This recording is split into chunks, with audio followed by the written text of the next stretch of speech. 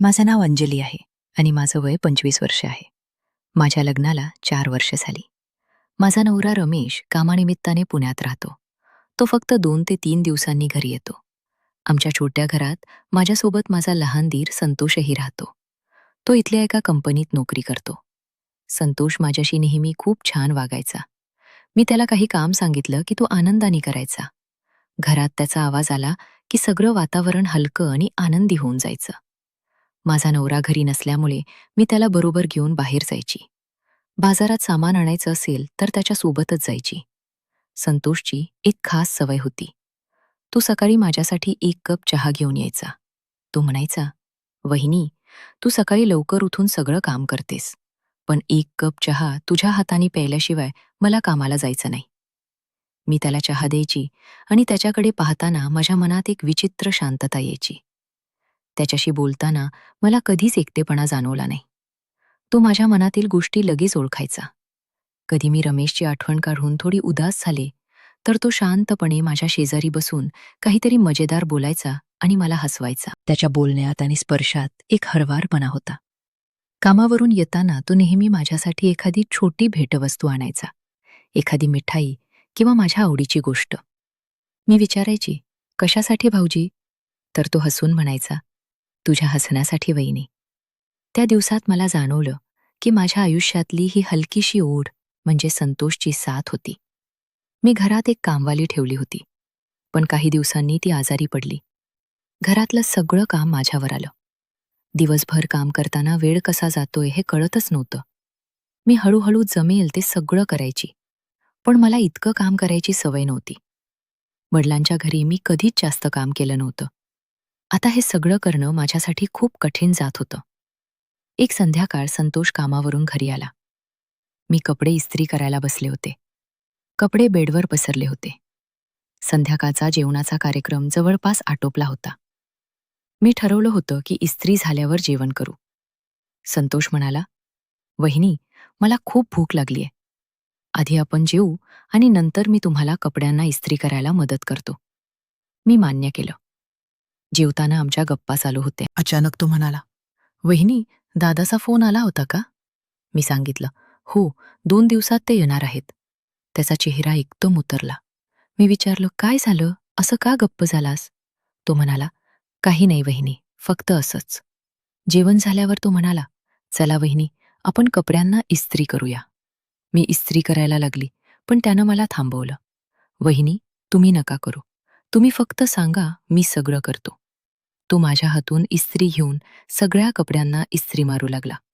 त्या कपड्यांमध्ये माझा ब्लाऊज आणि साडीसुद्धा होती. त्याने माझा ब्लाऊज उचलला आणि इस्त्री करायला लागला. ब्लाऊजच्या टोकांमध्ये हात घालून तो इस्त्री करत होता. हे पाहून मला खूप अस्वस्थ वाटलं. मी ताबडतोब म्हणाली, "भाऊजी, ते राहू द्या. तुम्ही साडीची इस्त्री करा." तो म्हणाला, "का वहिनी? तुम्हाला या ब्लाऊजची इस्त्री का नको आहे?" मी म्हणाली, "राहू द्या, सध्या त्याची गरज नाही." पण त्यानं आग्रह केला आणि ब्लाऊजची इस्त्री केली. सगळ्या कपड्यांची इस्त्री झाल्यावर मी म्हणाली, "भाऊजी, आता मी खूप थकले आहे. तुम्ही तुमच्या रूममध्ये जाऊन आराम करा. मीही माझ्या रूममध्ये जाऊन थोडी विश्रांती घेते." मी माझ्या रूममध्ये गेले. तेवढ्यात अचानक संतोषचा ओरडण्याचा आवाज आला. मी घाबरून त्याच्या रूममध्ये गेले. तो बेडवर पडलेला होता आणि त्याला खूप त्रास होत होता. मी धावत गेले आणि विचारलं, "भाऊजी, काय झालं? तुम्ही एवढी जोरात का ओरडलात?" तो म्हणाला, "वहिनी, माझ्या छातीत खूप दुखत आहे. प्लीज माझ्या छातीला चोळाल नाही का?" रात्र झालेली होती आणि त्याच्या वेदना पाहून मला भीती वाटत होती. मी पटकन बाम घेतला आणि त्याच्या छातीला चोळायला लागले. जशी जशी मी चोळत होते, तसं तसं त्याला बरं वाटायला लागलं. मी विचारलं, "आता बरं वाटतंय का?" तो म्हणाला, "होय, आता बरं वाटतंय. पण थोडा वेळ थांब ना, जर पुन्हा दुखायला लागलं तर?" मी म्हणाली, "ठीक आहे, मी खुर्चीवर बसून राहते." पण मला कधी झोप लागली हे मला कळालं नाही. जेव्हा मला जाग आली, तेव्हा मी त्याच्या बेडवर झुकले होते. माझ्या अंगावरची साडी पूर्णपणे सुटली होती आणि अंग खूप दुखत होतं. घाबरून मी पटकन उठली आणि साडी वेडीवाकडी गुंडाळली. साईडला बघितलं तर संतोष त्या रूममध्ये नव्हता. मला आश्चर्य आणि काळजी वाटली. मी खुर्चीवर झोपले होते, मग बेडवर कशी आले? माझी साडी कशी सुटली? मनात अनेक प्रश्न निर्माण झाले. मी त्याच्या शोधात किचनकडे गेले. तो खिडकीकडे उभा होता. कॉफीचा कप हातात घेऊन एकटक बघत होता. मी हळूच म्हणाली, "भाऊजी." तो वळला. त्याच्या डोळ्यात एक अद्भुत गांभीर्य होतं, पण खाली काहीतरी अस्वस्थ दिसत होतं. मी हेलक्याच्या आवाजात विचारलं, "मी खुर्चीवर झोपले होते. मी बेडवर कशी आली? माझी साडी, माझं अंग खूप जड वाटतंय. तुम्ही काही अनुचित केलं का?" तो कप ठेवून माझ्याकडे आला. त्याचा चेहरा अत्यंत गंभीर होता. तो म्हणाला, "वहिनी, काहीतरी अनुचित नक्कीच घडलं आहे. माझ्या हातून एक गैर घडलं." माझा जीव थर कापला. पण त्याने पुढे सांगायला सुरुवात केली. त्याचा आवाज कोमल पश्चातापाने भरलेला होता. "तू खुर्चीवर इतकी शांत, इतकी निश्चिंत झोपलेली होतीस. तुझ्या चेहऱ्यावर एक शांत मासूम भाव होता. मी तुला उचललं आणि बेडवर ठेवलं. इतकी हळू की तुला जाग येऊ नये म्हणून मी श्वासही धरून ठेवला होता. मीही तिथेच झोपलो होतो. कारण मला कधीच वाटलं नव्हतं की आपल्या दोघांच्या नात्यातून काही बदल घडू शकतो. तू रातभर झोपेत हरवली होतीस. तुझा हात कधी माझ्या हातावर तर कधी माझ्या छातीवर पडायचा. तुझा स्पर्श इतका कोमल, इतका निष्पाप होता की माझ्यासाठी तो एक यातना झाला. मी दूर सरकण्याचा, तुझ्यापासून अंतर ठेवण्याचा प्रयत्न केला. पण माझं शरीर माझ्या ताब्यात नव्हतं. तू झोपेतच एकदा माझ्या गालाला हात लावलास. तेव्हा माझं सर्व नियंत्रण ढासळून पडलं. मी तुला जवळ ओढलं, फार जवळ. तुझा श्वास, माझा श्वास एकमेकात मिसळला. तुझ्या केसांचा सुगंध माझ्या श्वासात सामावला. तुझ्या ओठांच्या आसपासची कोमलता माझ्या ओठांना जाणवली. आणि मी तिथेच थांबलो नाही. माझ्या हातांनी मी तुझी साडी सरकवली. तुझ्या शरीराच्या कोमल वक्रांना मी माझ्या हातांनी जवळून अनुभवलं. तू झोपेत एक कुरकुर केलीस आणि ते ऐकून माझ्या मनातला शेवटचा अवरोधही फुटून गेला. तो माझ्याकडे पाहिला. त्याच्या डोळ्यात आता पश्चाताप नव्हता तर एक प्रचंड विदारक सत्य होतं. तो म्हणाला, "मी तुझ्यावर प्रेम करतो वहिनी. फक्त दीर म्हणून नाही तर एक पुरुष म्हणून. आणि रातभर मी तुझ्याशी असेच प्रेम केलं. तू झोपेत असल्यामुळे तू माझ्याकडे स्थिरपणे पाहिलेस असं वाटलं. पण मग तू पुन्हा गाढ झोकेत लीन झालीस आणि माझं सर्व आयुष्य मी तुला दूर ठेवण्याचा प्रयत्न करतो. पण काल रात्री माझं सर्व बंधन, नियंत्रण सुटून पडलं. आणि आता मी तुझ्यासमोर निव्वळ उघडा झालो आहे. मी काल केलं ते तुला सांगितलं आहे. आता तू ते ठरवशील. ते मान्य आहे." हे ऐकताच मी थांबवले. "थांबा भाऊजी. असं काही तुमच्याकडून होऊ शकत नाही. माझा विश्वास बसत नाही की तुम्ही असं काही केलं असेल. खरं सांगा, तुम्ही खोटं बोलताय ना? तुम्ही मस्करी करताय ना? कृपया सांगा ना प्लीज. आता माझा जीव अडकला आहे." माझी अवस्था पाहून तो हसला आणि म्हणाला, "वहिनी, असं काही झालेलं नाही. मी फक्त तुमची मस्करी करत होतो. मला बघायचं होतं की तुझा माझ्यावर विश्वास आहे की नाही. आपल्या दोघांमध्ये काहीही घडलं नाही. जेव्हा तू खुर्चीवर झोपलेली होतीस, तेव्हा मी तुला बेडवर टाकलं. पण मी त्या रूममध्ये झोपलो नाही. मी तुझ्या रूममध्ये जाऊन झोपलो. साडीची गोष्ट तर तुला उचलताना ती साडी माझ्या पायाखाली आली आणि सुटली.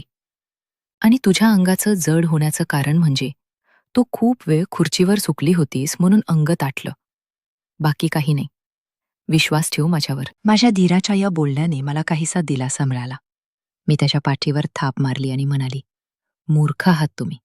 अशी मस्करी माझ्यासोबत परत कधी करायची नाही. माझा जीव जाईल." तो हसून म्हणाला, "ला वहिनी, मी तुमच्यासोबत मस्करी करणार नाही, तर कोणासोबत करणार? मला हक्क आहे तुमच्यासोबत मस्करी करण्याचा." मी त्याच्या पाठीवर हलकासा मारून म्हणाली, "मस्करी नको." पुन्हा खरंच भीती वाटली होती मला. तो हलकासा हसला. पण त्याच्या हसण्यात अजूनही काहीतरी लपलेलं जाणवत होतं. काहीतरी जे तो सांगत नव्हता. मी त्याच्याकडे एकटक पाहत राहिले. स्वयंपाकघरातील पिवळी मंद लाईट त्याच्या चेहऱ्यावर पडत होती. आणि त्याच्या डोळ्यात एक विचित्र चमक मला दिसली. ना मस्करीची, ना पश्चातापाची. तर एक वेगळंच काहीतरी. तो शांतपणे म्हणाला, "वहिनी, तुम्ही एवढा घाबरता कशाला? मी तुम्हाला कधी दुखवणार नाही." पण मला त्याच्या आवाजातील मृदुता कालपेक्षा वेगळी वाटत होती. जणू एखादा धागा होता जो काल रात्री तुला होता आणि काहीतरी नवीन अनामिक सुरू झालं होतं. मी म्हणाली, "मी काही नाही भाऊजी. आता चला जेवण करू." मी वरून माझ्या रूमकडे निघाली, पण माझ्या पाठी त्याची न बोललेली नजर धावत असल्याची जाणीव मनात सतत होत होती. माझ्या रूममध्ये आल्यावर मी दरवाजा लावला, पण मन मात्र शांत होत नव्हतं. माझा श्वास अजूनही विस्कळीत होता. मी खिडकीजवळ बसून खोल श्वास घेतले, मन शांत करण्याचा प्रयत्न केला. पण काल रात्रीची सर्व दृश्य पुन्हा पुन्हा डोळ्यासमोर येत होती. मी खुर्चीवर झोपलेली, मग अचानक बेडवर, साडी फुटलेली आणि धीरांची कबुली, जो नंतर मस्करी ठरला. खरंच मस्करी होती का? की तो माझी प्रतिक्रिया पाहत होता? खरंच काहीतरी त्यांच्या मनात घडत होतं. माझ्या अंगावर काटा आला. मी उठून बेडवर बसली. तेव्हाच मला जाणवलं की बेडची चादर थोडीशी घडी मोडलेली होती. जणू काल रात्रीतील रिकामा नसल्यासारखी. मी काही क्षण फिरून राहिले. माझ्या मनात कुजबूज उठली. तो खरंच दुसऱ्या रूममध्ये झोपल्या होता का? की तो फक्त मला शांत करण्यासाठी म्हणाला? अचानक बाहेरून पावलांचा आवाज आला. मी दचकून उभी राहिली. हळूच दरवाजाजवळ गेले, कान लावला. पावलं माझ्या रूमजवळ आली, थांबली.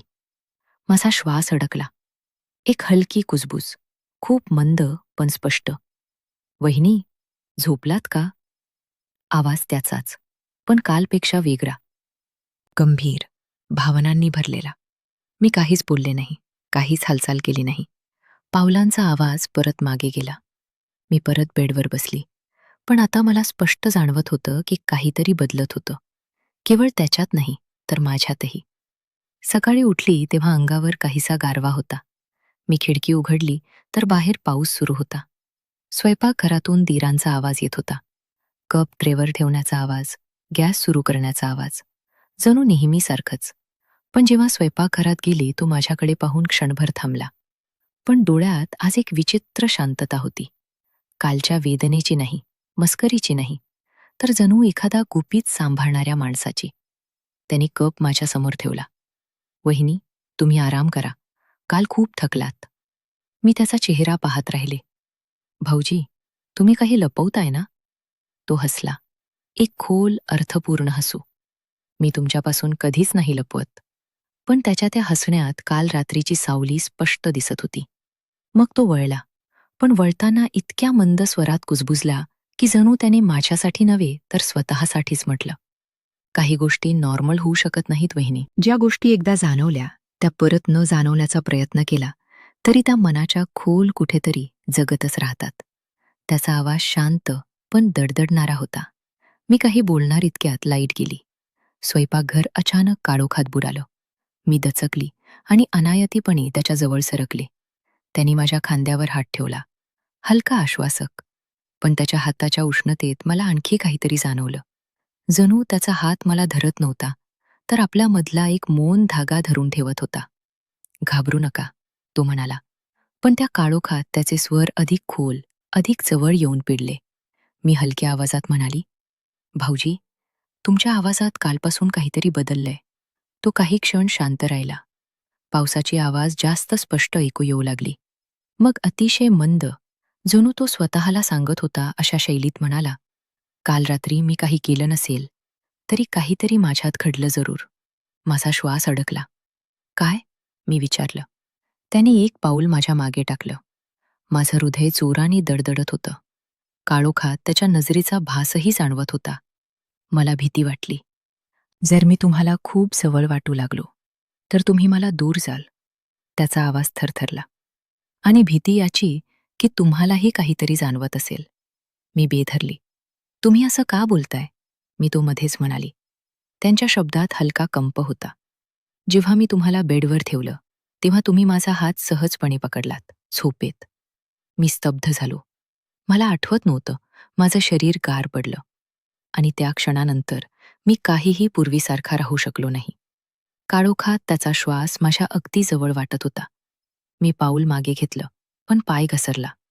"वहिनी सावध." त्यांनी मला पकडलं. खोल घट्ट, दोन्ही हातांनी. त्या एका क्षणात 2 श्वास धडधडत्या अंतरावर अडकली. क्षणभर काळोखा गायब झाला. जणू फक्त हृदयाचे ठोके आणि पावसाचे आवाजच खोलीत होते. मी त्याच्या हातातून सुटण्याचा प्रयत्न केला, पण तो मला सोडत नव्हता. जोराने नाही, पण अनावश्यक धानाने. जणू त्याला जाणवतच नव्हतं की त्याचे हात अजूनही त्या माझ्या कमरेभोवती आहेत. माफ करा, तो फुटफुटला. पण हात सुटेपर्यंत त्याच्या आवाजात ओल जाणवत होती. मी हळूहळू दूर झाली. लाईट आली. मंद पिवळा उजेड पसरला. आणि त्या उजेडात त्याचा चेहरा दिसला. गंभीर, शांत, पण डोळ्यात अशी भावना की शब्दात बसू शकत नव्हती. पश्चाताप नाही, मस्करी नाही, फक्त काहीतरी जन्म घेत असलेलं. मी मागे सरकले. तो स्तब्ध उभा राहिला आणि म्हणाला, "वहिनी, आता तुम्ही सांगाल. तेच अंतर ठेवायचं असेल तर थेट ठेवीन, पण मन नाही मानणार." माझ्या हृदयाचा ठोका चुकला, कारण ज्या गोष्टीची मला भीती वाटत होती ती आता स्पष्ट होत होती. फक्त तोच नव्हता बदलला, मीही बदलत होते. त्या उजेडानं खुली उजळली, पण माझ्या मनात उठलेला कालूक काही कमी झाला नव्हता. त्याच्या डोळ्यात काहीतरी होत चळत राहणार, तारता न येणार. मी हळूच बाजूनं निघून गेले. माझ्या रूमकडे जात होते, पण त्याचा आवाज पुन्हा थांबवत होता. "वहिनी, तुम्ही मला टाळणं सुरू करणार असाल तर आधी मला एक सत्य ऐकवा." मी थांबले. पावसाच्या धारा खिडकीवर आदळत होत्या. जणू बाहेरच हवामानही आपल्या दोघांमधल्या परिस्थितीसारखं अस्वस्थ होतं. "कोणतं सत्य?"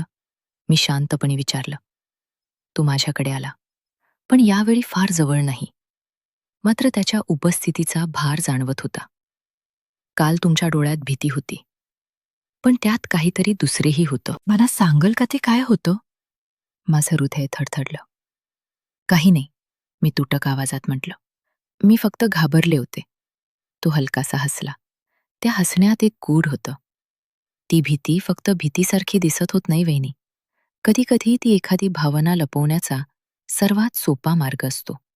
त्याचे शब्द माझ्या अंगावर काटा आणणारे होते. मी अचानक रागाने बोलली, "भाऊजी, तुम्ही मला असं का बोलताय? मी तुमच्यासाठी वहिनीच आहे." त्याचा चेहरा थोडासा उतरला, पण डोळ्यातली चमकणारी सत्यता कमी झाली नाही. "हो, तुम्ही माझी वहिनी आहात, पण भावना नात्याच्या नावाने थांबत नाही वहिनी. ती मनाने थांबवावी लागतात. आणि काल रात्री माझं मन तुमच्या काही इशाऱ्यांना थांबू शकलं नाही." माझा श्वास अडखळला. "इशारे?" तू माझ्याकडे पाहत म्हणाला. "तुम्ही झोपत माझं नाव घेतलं होतं." माझ्या पायाखालची जमीनच सरकली. "मी मी नाही घेतलं." माझा आवाज जवळ तुटला. "घेतलं होतं." तो स्थिरपणे म्हणाला. आणि ते ऐकून मी घाबरले.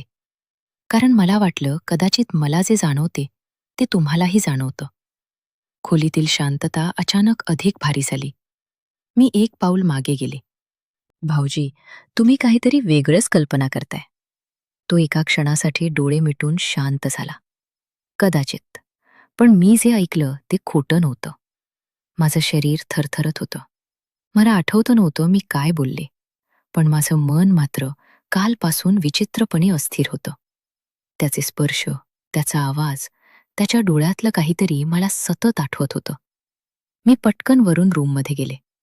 दरवाजा बंद करण्यासाठी हात लावला, पण तो दरवाजाला टेकून शांत आवाजात म्हणाला, "वहिनी, तुमचं मन ती जिथे पळतंय ते तुम्हाला स्वतःलाच घाबरवेल, पण मी तुम्हाला कधीच दुखावणार नाही." त्याच्या आवाजात इतकी निश्चलता होती की माझ्या डोळ्यासमोर आलेली भीती हळूहळू वितळली आणि त्या जागी काहीतरी धोकादायक शांतता आली. मी दरवाजा लावणार इतक्यात तो पुढे म्हणाला, "दादा उद्या येणार आहेत. त्यांना काही जाणवू नये म्हणून मी तुमच्यासाठी काही अंतर ठेवीन." तो थोडा थांबला आणि शब्दांचे वजन अधिक वाढ होत म्हणाला, "पण अंतर ठेवलं की भावना थांबत नाही, फक्त लपतात. आणि लपलेल्या भावना परत एकदा फुटतात तेव्हा अधिक जोराने फुटतात." तो निघून गेला. मी दरवाजा बंद करून आधाराला टेकले. माझं हृदय एवढं जोरात धडधडत होतं की जणू ते बाहेरच येईल. कारण एक सत्य मला आतून हादरवून गेलं होतं. त्याच्या शब्दांमध्ये कालपासून सतत माझ्या मनात दडलेलं काहीतरी खरंच होतं. पण ते मी मान्य करू शकत नव्हते. अचानक माझ्या फोनचा स्क्रीन चमकला. एक मेसेज संतोषकडून. "वहिनी, झोपलात नाही तर सांगा नका. खिडकीतून दिसतंय तुमचा दिवा अजूनही चालू आहे." माझे हात थरथरले. तो लक्ष ठेवून होता का? की काळजी करत होता? की काहीतरी वेगळंच? खिडकीकडे गेले. बाहेर अंधार होता. पावसाच्या हलक्या थिंबात बाल्कनीच्या रेलिंगला टेकून तो उभा होता. माझ्याकडे एकटक पाहत. शांत हसतमुख, पण न बोललेला संदेश डोळ्यात घेऊन. मी खिडकीजवळ खाली पाहत राहिले. पावसाचा मंद प्रकाश त्याच्या चेहऱ्यावर पडत होता आणि त्याच्या डोळ्यात एक विचित्र शांत ज्वाला दिसत होती. ना राग ना अपराध, फक्त एक खोल भावना जी सांगत होती की तो काहीतरी मनात ठरवूनच उभा आहे. माझा फोन पुन्हा वाजला. दुसरा मेसेज.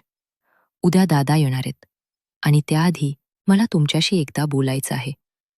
आता नाही बोललं तरी चालेल, पण टाळू नका. माझं हृदय जोरात धडधडू लागलं. मी बाल्कनीचा पडदा हळूहळू ओढला, पण तो तिथून हटला नाही. पण तो काही मागत नव्हता. पण जणू माझं मन काही विचार करते हे तो वाचत होता. मी स्वतःला शांत करत पडद्यामागे उभे राहिले. पण माझं मन शांत नव्हतं. त्याच्या नजरेचा भास अजूनही माझ्या अंगावर खोळकत होता. काही मिनिटांनी मला जाणवलं की तो तिथून निघाल्यासारखं वाटत होतं. मी सावकाश खिडकीचा पडदा थोडासा बाजूला केला. तो आता रेलिंगपासून दूर पावसात उभा होता, जणू काही स्वतःशी झगडत. मी त्याला पाहत होते आणि पाहतानाच माझ्या मनात विचित्र भावनांची गाठ बांधली जात होती. मी स्वतःलाच विचारलं, तो असं करतो आहे? मी त्याच्यासाठी इतकी महत्वाची आहे का? तो पावसात उभा राहिला आणि अचानक हात केसात फिरवत मागे वळला. त्या क्षणी आमची नजर भिडली. त्याने मला पाहून थोडंसं हसावं की नाही असा क्षणभर विचार करत प्रथम डोळे खाली केले. नंतर मागे सरकला, जणू माझ्या नजरेपासून पळताना. पण काही पावलं गेल्यावर थांबला. पुन्हा वळला आणि यावेळी त्याच्या चेहऱ्यावर अशी भावना होती जणू तो काहीतरी स्वीकारून गेला होता. काहीतरी ज्यामुळे माझा श्वास अडकला. तो ओला झालेला, शांत पण बेधक नजरेने माझ्याकडे पाहत हळू आवाजात पण स्पष्ट म्हणाला, "वहिनी, तुम्ही पडदा का लपवता? मी काही चुकीचं बघत नाही." माझा श्वास जोरात झाला. त्याच्या आवाजात आरोप नव्हता, पण एक नक्की जाणवणारी वेदना होती. मी खिडकी उघडली नाही, काही बोलले नाही. पण तो पुढे म्हणाला, "मला दूर राहायचं आहे, पण तुमच्या नजरेतून सुटलो की माझ्या मनातून सुटत नाही." त्याचे शब्द थेट हृदयात घुसले. मी जरा कठोर आवाजात म्हणाली, "भाऊजी, तुमची ही भावना चुकीची आहे." तो असला खूप हलके, जवळजवळ ऐकू येईल असं मलाही माहितीये. पण मनाला समजावणं अवघड आहे. तुम्ही सांगा, तुम्हालाही आज दिवसभर अस्वस्थता जाणवली की नाही? मी स्तब्ध झाली. त्याला कसं कळतं? त्याने खांदे हलवत थोडं मागे हटत म्हणाला, "ही शेवटची रात्र असेल की मी असं काही बोलतोय. दादा आल्यावर मी तुमच्याशी काही हद्द ओलांडणार नाही. पण माझी ही अवस्था मला एकट्याला सहन होत नाही." त्याचे शब्द जळत थेट माझ्या मनावर पडले. जणू मी त्याचा त्रास ऐकूनही काहीच करू शकत नव्हते. मी खिडकी बंद करण्याचा विचार करत होते, पण त्याने शेवटचे एक वाक्य शांत खोल आवाजात टाकलं. "काल तुम्ही माझा हात झोपेत पकडलात. ते कदाचित चुकून होतं. पण आज मी तुम्हाला टाळतोय ते जाणून बुजून आहे. आणि ते जास्त जाणवतं." माझे हात थरथरले. मी खिडकीचा पडदा पटकन ओढून घेतला. पण त्याचे शब्द, त्याची नजर, तर त्याचा आवाज सगळं अजूनही अंगावर खोळकत होतं. खोल शांततेत मी स्वतःशीच कुजबुजलं. मीच काय एवढी अस्थिर होते? आई, त्याचा आवाज, त्याच्या नजरा माझ्या मनाला असे हलवतात. मी दिवा बंद केला. खोली अंधारली. पण बाहेरच्या अंधारात त्याचे अस्वस्थ अस्तित्व जणू अजूनही तसेच जाणवत होतं. जवळ, धडधड वाढवत आणि अनेकपणी माझ्या मनावर कब्जा करत. रात्रीची हवा काळवंडलेली होती. जणू सावल्या स्वतः जिवंत झाल्या होत्या. मी खिडकीजवळ उभी राहिले. पाऊस अजूनही पडत होता. खाली बाल्कनीवर तो उभा होता, पावसात भिजत, माझ्याकडे पाहत. त्याच्या डोळ्यात ती ज्वाला अजूनही होती. मी पडदा पुन्हा ओढला. पण मनात एक प्रश्न सतत फिरत होता. हे सगळं कसं घडलं? मी वहिनी आहे, तो माझा धीर आहे. पण मग हे अंतर का कमी होत चाललंय? आणि मी का थांबवत नाहीये स्वतःला? रात्री झोप येत नव्हती. डोळे बंद केले तरी संतोषचा चेहरा डोळ्यासमोर येत होता. त्याची कबुली, त्याची मस्करी, त्याची नजर सगळं मिसळून गेलं होतं. मला वाटत होतं की उद्या रमेश येईल तेव्हा सगळं नॉर्मल होईल. पण मनात कुठेतरी एक आवाज सांगत होता की काहीही पूर्वीसारखं राहणार नाही. कारण काल रात्री काहीतरी बदललं होतं आणि ते बदल आता परत फिरवता येणार नव्हतं. सकाळ झाली. पाऊस थांबला होता. संतोष स्वयंपाकघरात चहा बनवत होता. मी खाली गेले. तो माझ्याकडे पाहून हसला. पण ते हसू आता वेगळं वाटत होतं. मी कप घेतला. त्याचा हात माझ्या हाताला चुकून स्पर्शून गेला. त्या क्षणी पुन्हा तोच विजेचा शॉक जाणवला. मी मागे हटले. तो काही बोलला नाही. फक्त शांतपणे म्हणाला, "वहिनी, दादा आज येणार आहेत. मी वेळेवर ऑफिसला जाईन." मी काही बोलू शकले नाही. फक्त मान हलवली. तो निघून गेल्यावर मी खिडकीजवळ उभी राहिले. बाहेर आकाश स्वच्छ झालं होतं. पण माझ्या मनातला गोंधळ काही कमी झाला नव्हता. मी स्वतःला सांगत होते, "मी वहिनी आहे. मी रमेशची पत्नी आहे. संतोष फक्त माझा दीर आहे. काहीही झालं तरी हे नातं बदलणार नाही." पण मनात कुठेतरी एक छोटासा आवाज म्हणत होता, "पण ते बदललंय अंजली. ते बदललंय आणि तुला ते मान्य करावं लागेल." रमेश येण्याची वेळ जवळ आली होती. मी घर व्यवस्थित केलं. संतोष ऑफिसला गेला होता. पण त्यानं सोडून गेलेला संदेश अजूनही माझ्या मनात घुमत होता. अंतर ठेवलं की भावना थांबत नाही, फक्त लपतात. मी डोळे बंद केले आणि प्रार्थना केली की रमेश आला की सगळं ठीक होईल. पण खोल मनात मला माहिती होतं की आता काहीही पूर्वीसारखं राहणार नाही. कारण त्या एका रात्रीनं, त्या एका स्पर्शानं, त्या एका कबुलीनं सगळं बदलून टाकलं होतं. आणि मी, अंजली, आता त्या बदलाला सामोरं जाण्यासाठी तयार नव्हते. पण नशीब मला तयार करणारच. कारण काही गोष्टी नशिबात लिहिलेल्या असतात आणि त्या टाळता येत नाहीत.